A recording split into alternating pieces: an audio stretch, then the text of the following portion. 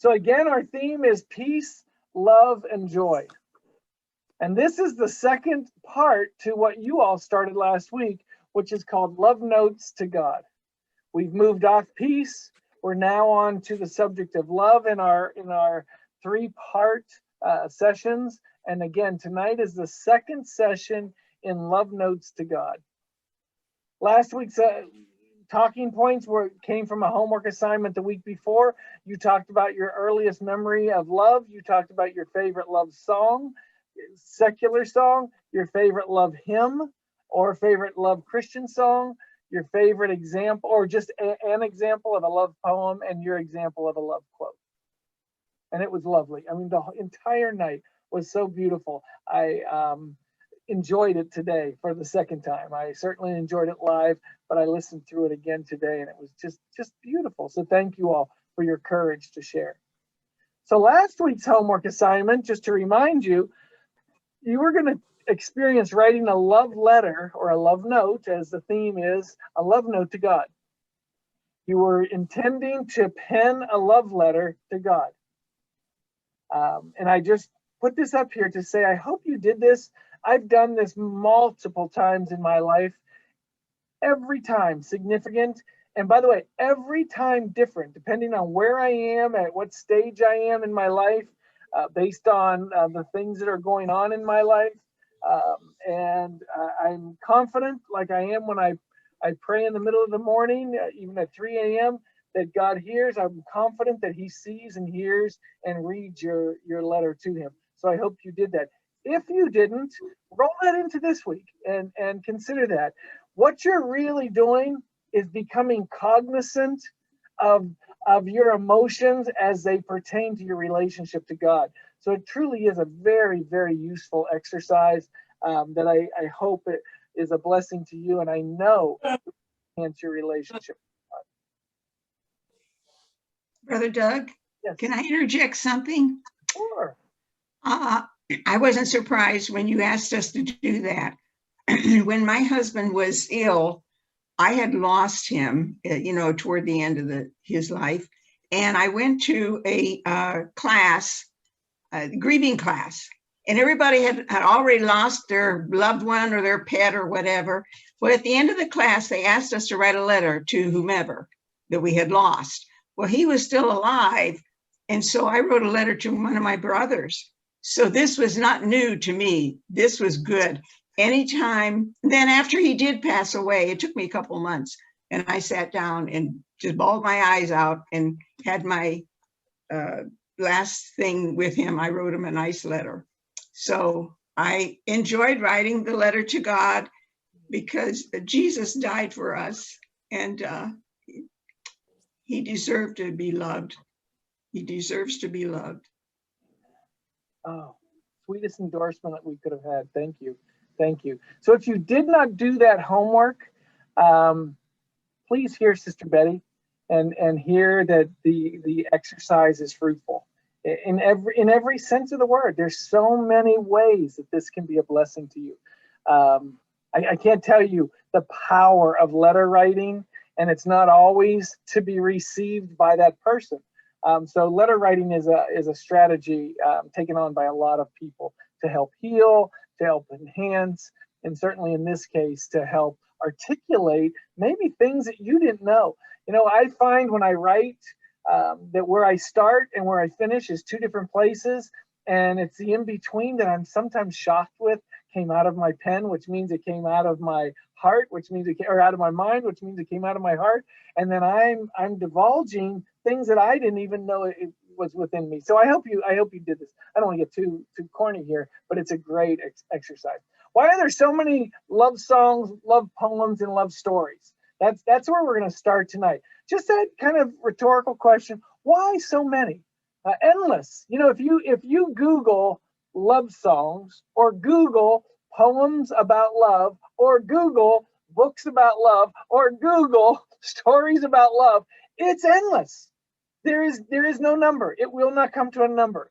The other night I Google searched, how far did Jesus get? How far away did Jesus get from his home? I think I found it was 40 miles, the furthest he got. And then I Googled how many miles did Jesus walk? 21,000. This is real. 21,525 miles. It's estimated in his lifetime.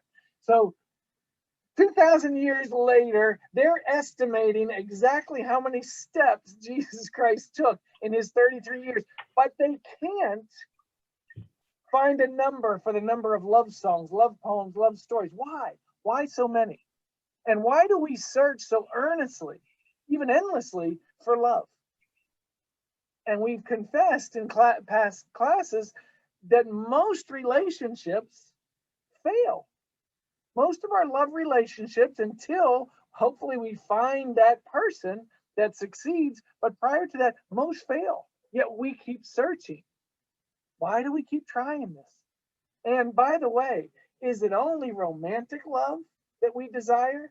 Is it only romantic love we need?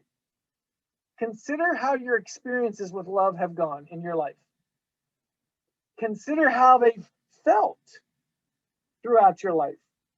This means whether it's romantic, whether it's friendship, whether it's with your children, whether it's with your parents, whomever it is that you define as a relationship that was based upon love, how have they felt? How have they been? Most of us being humankind, most of us believe that to love and to be loved are the richest sources of happiness and, or in our subject, joy in this life. And so we will search forever, not just to find one love, because I found my one love, but I continue to search for loving relationships just like you do, because it is truly the source, the driving motivation for happiness in your life. So I wanted to give maybe I don't think you're going to see a single verse on here that you've never seen before from the Word of God. What I do think is it's not been laid out this way before for you. I know that. I don't mean I'm uncovering something new. It's just I've combined these and compiled these in a direction that you might understand differently about love and why love. So first off, the Father modeled love for us. The Father modeled love to us.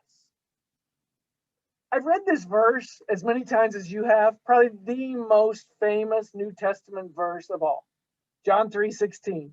When I was a young person and I used to watch NFL football, there was a guy with rainbow colored afro that used to sit in the end zone behind the football stadium and shake his head, and this colorful afro would go back and forth to get the camera on him, and across his shirt it said John 3:16.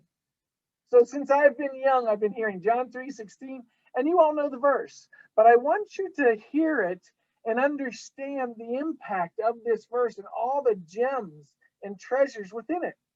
First off, if all we read were these first 6 words, for God so loved the world, and just stop there, just there. You know, so many questions are asked of God. I know that we as humankind, if we heard the questions that our brothers and sisters and friends and family members and even maybe ourselves have asked God in frustration and pain and whatever our circumstances, I don't know how we would hold it together. Listening to the questioning, the doubting, the blaming, the anger, everything that he's endured from his creation. And yet it says this, for God so loved the world. How much did he love the world? He gave his only son to us. Who would I do that for? Who would you do that for? If you had heard that someone you adore, you love, needed some help, would you sacrifice your own to save that person? He sent his son to sacrifice everything because he loved us that much. So I want you to understand the Father modeled love. For God so loved the world that he gave his only begotten son, knowing that the majority would reject him, that whosoever believeth in him should not perish.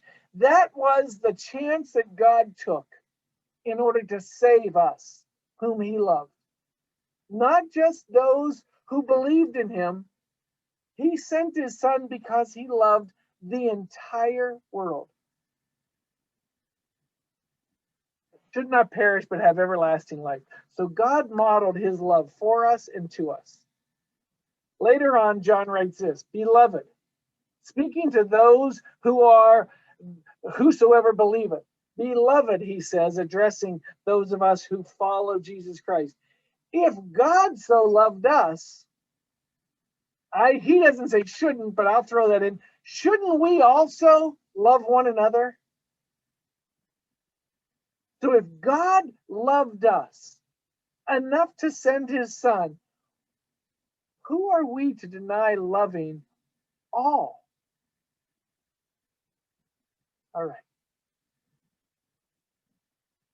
The Father modeled by sending his son. Now the title of this page is The Son Modeled Love for Us and to us. Father first, Son second. Learn directly from the source. Greater love hath no man than this, that a man lay down his life for his friends. The Son of God gave everything. A couple Sundays ago, we had a sermon that talked about what laying down one's life means. Jesus Christ laid down his life long before he was crucified. He gave up everything long before that. But this is certainly referencing when someone dies for somebody else. So I don't want to, I took a little creativity, a little freedom with this verse, but to the core of this verse, it means dying for another. I often wonder if I'm walking with someone I love, whether it's my wife, my children, one of you, if we're walking down the street and we're met by danger, am I willing to step in between you and that danger? Even knowing I could lose my life, Jesus Christ laid down his life for his friends. Hereby in 1 John 3:16, this is not John 3:16, this is 1 John 3:16. Hereby perceive we the love of God. He's saying this is how we see the love of God, because he laid down his life for us. And then he says, that's how we see the love of God, and that's where it's born from. So shouldn't we ought to lay down our lives for the brethren? Shouldn't we love each other the same amount? Beautiful challenges. The Son modeled love for us. Remember what this is, love notes to God. And I want you to expand on what you think that title means. I want you to know the single greatest love note you'll ever, every facet of your life is your love note to God. But there are other ways to manifest and express yourself. A new commandment I give unto you, that you love one another. As I have loved you, that you also love one another. So now we're seeing that their modeling that we saw in the first 2 pages support these requirements for us to love. They're not asking us to do anything they didn't do. They have right, and their actions and their love support the requirements and demands they're making of us. Reading this again, a new commandment I give unto you, that you love one another as I've loved you. Hear that. Not that we love each other like we define love, that we love each other like he defines love. That's a whole different subject than you might have ever read that verse. Love is not as you define it, says this verse. Love is as Jesus Christ defines it. That you love one another as I have loved you, that you also love one another. 1 John 4 says this, Beloved, let us love one another. For love is of God, and everyone that loves is born of God. Everyone that loves knows God. What that means is when you express love to one another, You are acknowledging the Father. To all that see your activity, that all that feel your love for one another, it's making God come alive to all those around. The unbeliever believes because of your love.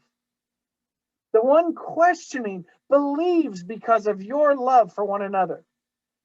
Beloved, let us love one another. Romans 13:8 says this. Again, their modeling, the Father and the Son's modeling love supports any demands they make on us. They've already shown us how. They've shown us a way and expressed themselves through their sacrifice of love. So all of these requirements are met with, yes, sir. Love one another, for he that loveth another, listen to this, hath fulfilled the law. Powerful, powerful verse. You know, we often struggle with righteousness and what is righteousness. And I know you hear me talk about love a lot, but I've said for years, righteousness is this, love. When we love not as we define it, when we love as God defines love, we fulfill the law. Of course I love Candace, because she loves me. I mean, there's no sacrifice on my part at all. None. Of course I would love her. Do I love the individual who doesn't show that love to me? Do I love the individual who doesn't, per my judgment, who doesn't deserve my love? Do I still love that one? Because that's how Christ loved. From the cross, I don't know who he was looking at, but I picture he was looking at the Romans. Father, forgive them, for they know not what they do. Shocking reaction. Why? Because I don't love that way. In my natural mindset, that's not how I love. I love those that are easiest to love. Then I start making decisions on whether I love others. That's how we love. This is different. He that loves another, as Jesus Christ loved us, fulfills the law. First Peter writes this, above all things, have fervent charity. Have living, lively love among yourselves. Let there be fruits to your love for each other, for charity shall cover a multitude of sins. I'm always amazed when God has to throw a reward in there. It always reminds me, I watch AGT. Here's one of my confessions. I watch AGT on TV, and my least favorite, here's confession number 2. My least favorite acts that they show on those talent shows are the animal acts. Please don't anyone send PETA after me for this. But I just don't enjoy them. They don't do anything for me. But I notice when the dog does a jump, I saw a guy, actually, a man and a woman dressed in overalls from Kentucky, just totally humiliating my family, was on this show, AGT, and they had trick pigs on there. Of course, coming from Kentucky, we have to show ourselves as the people who have dancing pigs on the stage. But anyway, as these pigs would finish an act and jump over something, they'd give them a little biscuit every time. Something, they'd feed them something to reward them immediately. And I think every time I see any animals, whether dogs or pigs, whatever they might be, get biscuits like that, I think of us serving God. He immediately blesses us, the word of God says. Why? Because we need our biscuit. We need to be reinforced for our behavior. Above all things, have fervent charity among yourselves, and then the biscuit, for charity shall cover a multitude of sins. And I'm not putting that down. We need this. This is how we function. This is what gets us excited enough to follow his law. But he shouldn't have to reward us for this. He loved us in extraordinary ways. And so he's asking us to love in extraordinary ways. Romans 12 says, be kindly affectioned one to another with brotherly love. He clarifies that so no one's confused. The affection that he's calling for is a spiritual affection. Be kindly affectioned one to another with brotherly love, in honor, preferring one another. And I've heard people say, I prefer this one or that one. But when it comes down to it, to my example on the street, am I willing to prefer you and step in front of danger to protect you? That's in honor preferring. Love when it's really hard to love. Prefer when it's really hard to prefer. My coming into a branch and there's two speakers and I prefer the other brother to speak. Please don't be insulted. Any brothers in the ministry out there who have done that. I don't mean to insult you, but that's easy preference. When I'm mad at Candace, and I'm right, by the way, not just mad at her, we're in an argument and I feel completely right. Am I willing in that moment to prefer her? Swallow my pride. Honor Candace with my preference. That's when it gets tough. My willing to save you and sacrifice me. That's in honor preferring. Be kindly affectioned one to another with brotherly love, in honor preferring one another. Then the Father and the Son reinforce love's purpose by even personalizing the how-to. Watch what they do. They're gonna make love very personal, where you don't have any excuse. Let's look at Luke. Jesus Christ, these are Jesus' words. As you would have that men do to you. And he could stop right there. He could say that at the start of every commandment he gives us. As you would have that men do to you, and now you're leaning in. Now you know we all have things that we want others to how others to treat us, whatever it is. He says, do also to them. You know how you like to be treated? That's how you treat other people. On the smallest scale. There's times when Candace I'll be in my bedroom working, or I'll be in my office working, or I'll be in the living room working, and she'll bring me a bagel with cinnamon. And she knows it makes me so happy. But imagine if our relationship was all about me always receiving the proverbial bagel, whatever that represents in your life. Does she get bagels from me? As you would have that men do to you on a very simple scale, do also to them. So he personalizes the how-to. Just like you love, just like you want, that's how to treat others. When you're hurt and you like people putting an arm around you, put an arm around someone when you see them hurt. When you're offended and you want someone to apologize to you, apologize to others. Whatever it is that you like that makes you feel honored and respected, treat others that way. Those who deserve and those who don't deserve. Jesus Christ goes on just a few verses later to say this: love your enemies. And I'm going to pause for a moment and just ask you this question. Who's your enemy? Is it always the same person? Is it always that person at work that you don't get along with? Or can your children be your enemies at different times? Can your spouses be your enemies at different times? Can your minister be your enemy at different times? Is there someone who pushes against you that you feel conflict with? Isn't that what an enemy is? Can you love in that moment? Love your enemies. Do good, lend, watch the key to this, hoping for nothing again. Do it just to be kind. Do it just to love. Let me ask you this question. I don't know if you ever thought about this. What did Jesus gain personally by all that he gave to you? He was in heaven. He came to earth. He returned to heaven after the misery that he went through for 33 years. Yes, there was some joy. Yes, there was some enjoyment. But he sacrificed for 33 years. What did he gain personally? Followers for certain, but less followers than those who scorned him. Do good and lend, hoping for nothing again. nothing in return.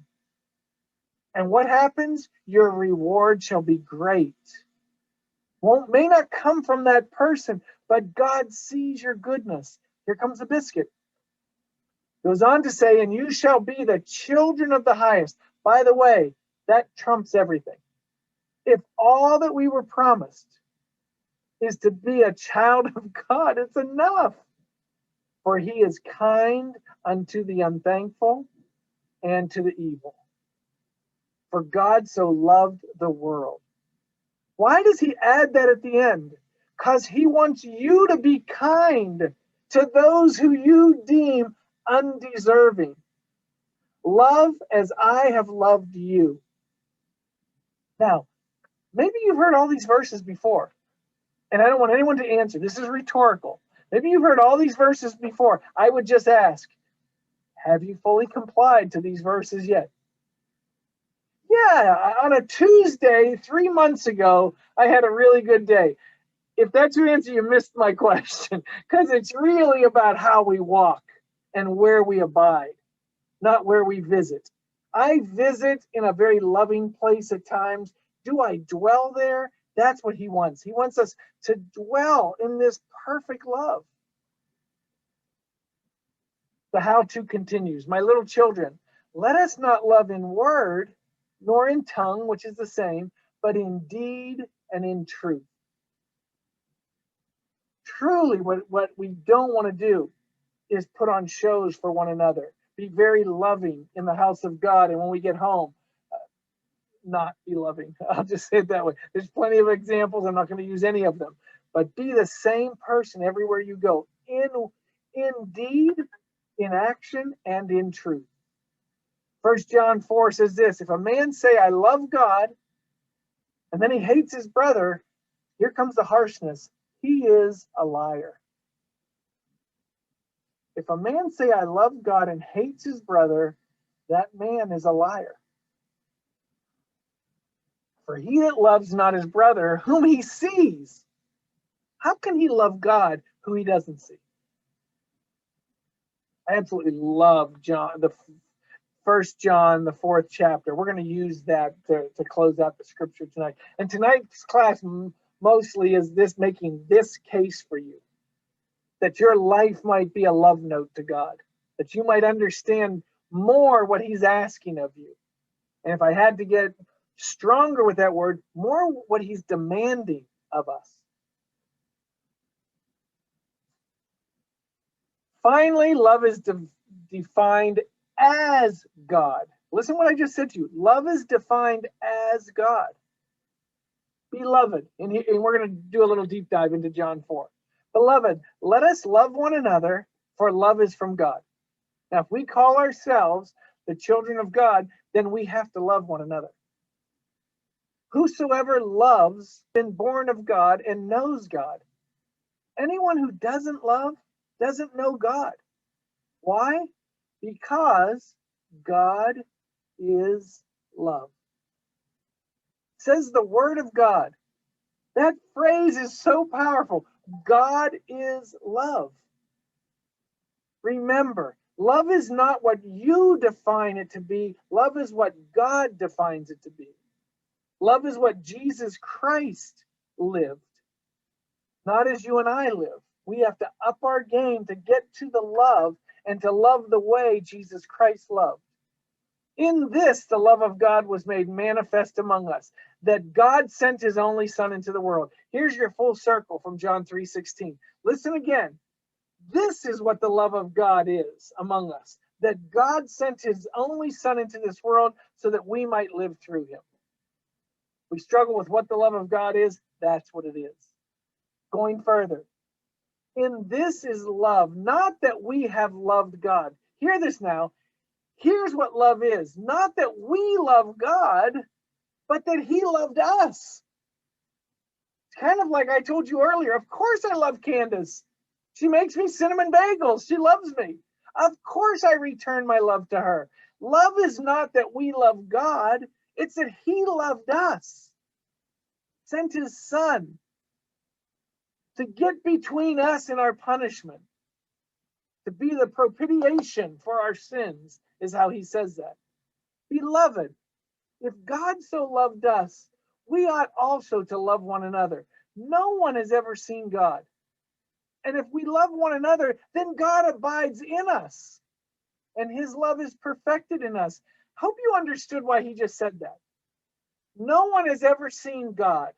Why does he say that? Because you are the one who acts as his surrogate in the witness of others. No one has ever seen God, but if we love one another, then God abides in us and his love is perfected in us. And they will see God in power in this earth. No one has seen him. No one will see him while in the flesh. The word says no one can look upon God and live. So how is God manifested? Through you, loving. And where is that love sourced? God is love. By this we know that we abide in him. By this we know that he abides in us. Because he's given us of his Spirit. We've seen and testified that the Father sent his Son to be the Savior of the world. Whosoever confesses that Jesus is the Son of God, God abides in him, and he in God. Please hear this tonight.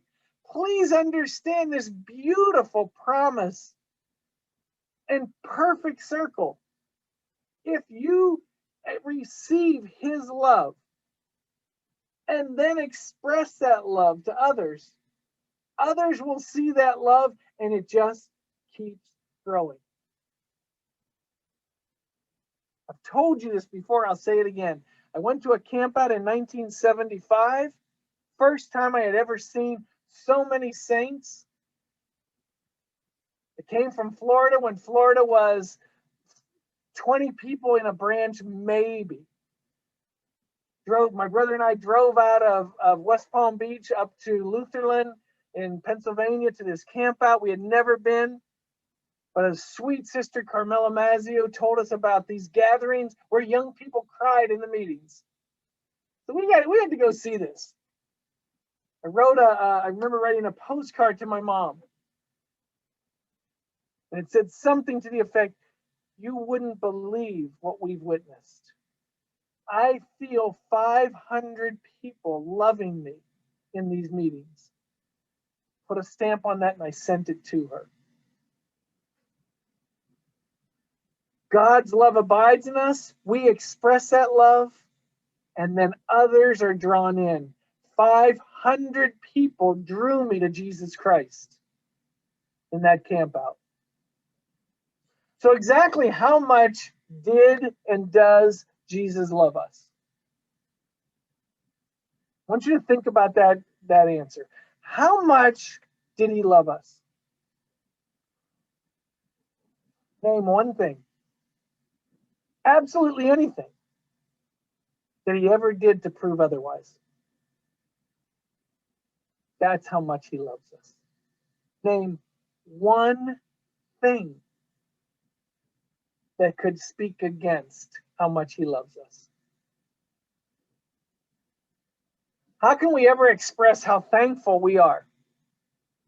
Maybe we simply express how thankful we are. Sometimes we overthink things. How can we ever express how much we love God? In a class called Love Notes to God. Maybe we simply express how much we love God. It's a beautiful experience just to say this. I don't know if you've had this in your prayer ever. Just to say, I love you, Lord. It is such an overwhelming experience to directly express your love to the Lord. I love you, Lord. Not only for what you are, not only for what you are, but for what I am when I'm with you. I love you, Lord. Not only for who you are, but for who I am because of you. I love you, Lord, for the part of me that only you are able to bring out in me.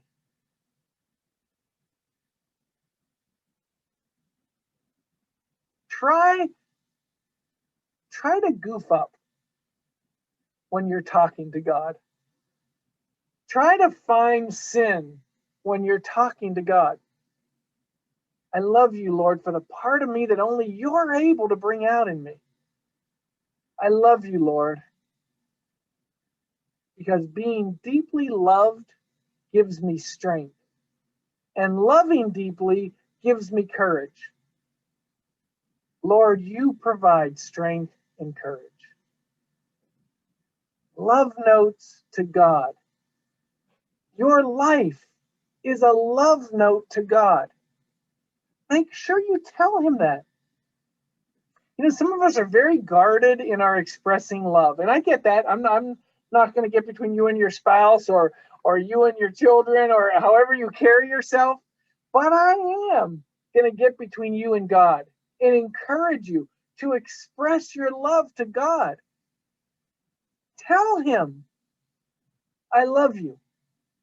Remember growing up and hearing a minister say to us, I don't have to tell you I love you. You should know it from the way I treat you. And I thought as he said that, oh no, you need to tell me you love me. No, I've felt some of the way you've treated me. You need to tell me you love me. Tell God you love him. Consider this. Consider your life, the way you've carried yourself, the way you continue to carry yourself. This is not a judgment on anybody. This is all about me. And maybe you're in a category similar to me. But when I take an accounting of me on a daily basis, I consider all the times I misstep, misspeak, misthink. So have I expressed my love in everything I've done to the Lord throughout the day? Probably not. If my life is a love note to God, has it really been written beautifully today, let alone my entire life? Probably not.